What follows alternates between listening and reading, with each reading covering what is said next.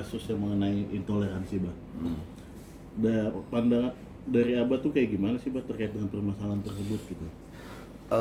Yang pertama bahwa ini saya pikir kita tidak hanya berbicara soal agama, tapi ini soal kemanusiaan. Jangan sampai kita mewariskan kepada anak cucu kita itu kebencian. Yang perlu kita wariskan adalah kedamaian, bukan kebencian. Maka saya pikir kita harus kembalikan kepada jati diri bangsa Indonesia soal perbedaan, yaitu Bhinneka Tunggal Ika. Jadi sekali lagi saya tekankan, ini jangan hanya pandang soal agama, tapi soal kemanusiaan. Apalagi di era pemerintahan Bapak Prabowo ini kan kita mengenal astacita. Salah satunya menitik beratkan persoalan moderasi beragama. Saya pikir ini cita-cita luhur yang harus kita jaga, sehingga apapun perbedaan yang ada itu tidak menumbuhkan kebencian dan permusuhan di antara anak bangsa. Saya pikir itulah poinnya. Terus, Bah, ini kan tadi ada statement Abah soal ada cipta luhur dan juga nih sesuai dengan Pancasila ya, Bah. Jadi intoleransi ini harusnya masyarakat itu kan lebih mengamalkan Pancasila ya, Bah, gitu. Ya. Nah, kalau dari segi Pancasila itu dengan kenegaraan ini kayak gimana, Pak? Soal mencampurkan agama dengan bernegara gitu.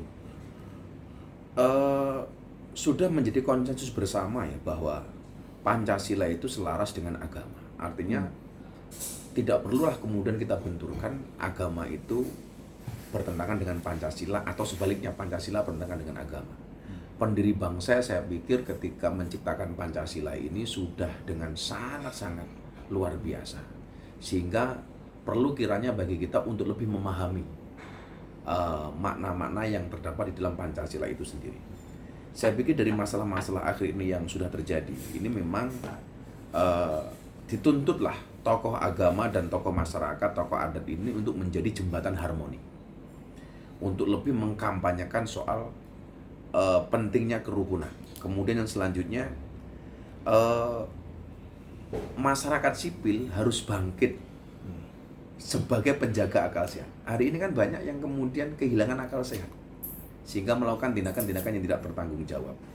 Dan yang selanjutnya juga teman-teman media juga harus memihak pada nilai-nilai kemanusiaan, bukan nilai-nilai keviralan. Maka saya kan selalu menyampaikan hari ini, kebenaran fakta hari ini kalah dengan kebenaran framing. Disitulah peran media untuk menjaga kerukunan itu sendiri, sehingga teman-teman media itu mampu menjaga nilai-nilai kemanusiaan. Itu bagian dari memahami Pancasila.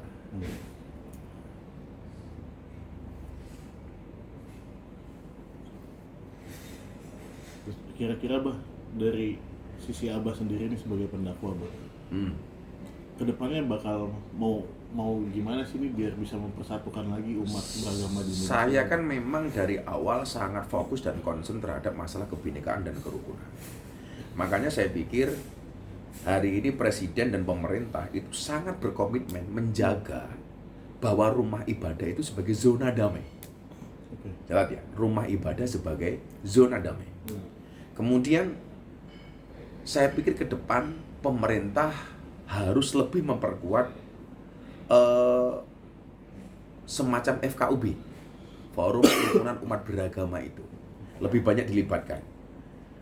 Demikian juga dengan Pemda dan aparat hukum yang lainnya.